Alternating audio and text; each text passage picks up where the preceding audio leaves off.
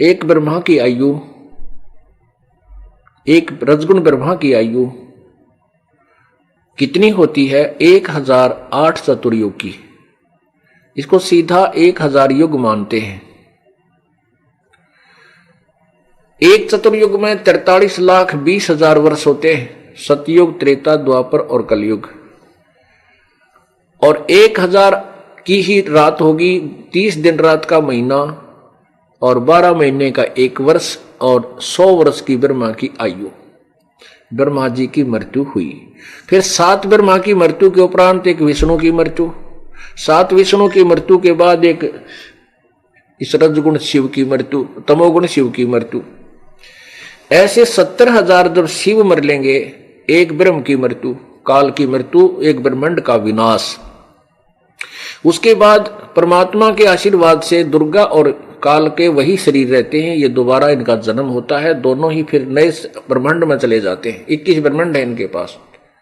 वहां फिर ये दोनों अपने नए सिरे से संतान उत्पत्ति करते हैं। नई पुण्य आत्माओं को ब्रह्मा विष्णु महेश के रूप में ये रंग में रंग देते हैं, एक एक गुण युक्त कर देते हैं। और जो यहाँ पहले ब्रह्मा विष्णु महेश थे, वो अपने पुण्य कमाई को समाप्त करके 84 लाख योनियों की में चले जाते हैं। अब इस एक अब जो 70,000 बार त्रिलोकीय शिव मर लिया, तब एक बार ये शिव काल मरा। ऐसा एक युग हो गया परब्रह्म का, एक युग परब्रह्म का। ये चतुर्युग से कुछ ऊपर नहीं, कोई प्रमाण नहीं है, लेकिन उसकी तुलना केवल एक युग से होती है। एक युग परब्रह्म का हुआ और ऐसे ही 1000 युग का परब्रह्म का दिन, इतनी ही रात्रि, फिर 30 दिन रात का महीना और 12 महीने का वर्ष, 100 वर्ष की आयु है परब्रह्म की। और फिर उसकी भी मृत्यु, फिर सभी ब्रह्मांडों का विनाश, नए सिरे से फिर कंस्ट्रक्शन शुरू।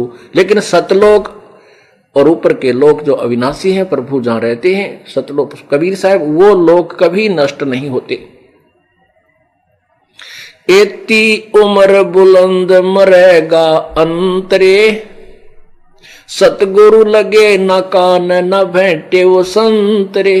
ओए इतनी लंबी आयु पर ब्रह्म जितनी भी हो जाएगी तो भी अंत में मृत्यु है। इसलिए, किस लिए? क्योंकि तुम्हें वो तत्वदर्शी संत नहीं मिले, वो सतगुरु नहीं मिले।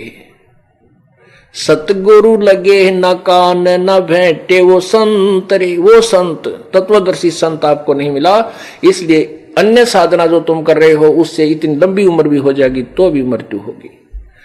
तुम 84 लाख योनियों में कष्ट उठाते रहोगे।